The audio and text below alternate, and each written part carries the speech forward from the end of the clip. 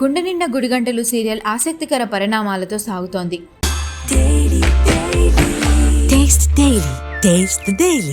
Traffic constable అరుణ్తో bike పై వచ్చిన సుమతిని చూసిన మీనా ఆమెను నేరుగా నిలదీస్తుంది. దాంతో సుమతి తమ ప్రేమ విషయాన్ని నిజాయితీగానే ఒప్పేసుకుంటుంది. పెద్దల అంగీకారంతోనే పెళ్లి చేసుకుంటానని చెప్పడంతో సంతోషించిన మీనా బావ బాలుతో మాట్లాడతానని ప్రామిస్ చేస్తుంది. మరోవైపు రోహిణి బ్రైడల్ మేకప్ ద్వారా సంపాదించిన 25,000 ఆన్లైన్ పేమెంట్ కోసమని ప్రభావతి ఆమె ఏటీఎం కార్డును లాక్కుంటుంది. రోహిణి పిన్ నెంబర్ ఇచ్చినా కూడా ప్రభావతి మాత్రం ఆమెపై అనుమానంతోనే ఉంటుంది.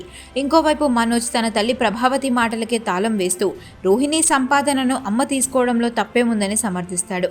భర్త కూడా తనను దూరం పెట్టడంతో రోహిణి తీవ్ర ఆవేదన చెందుతుంది.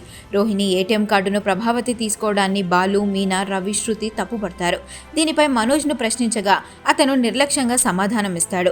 దాంతో రాబోయే ఎపిసోడ్లో బాలు ఈ విషయాన్ని రచ్చకెక్కిస్తాడు.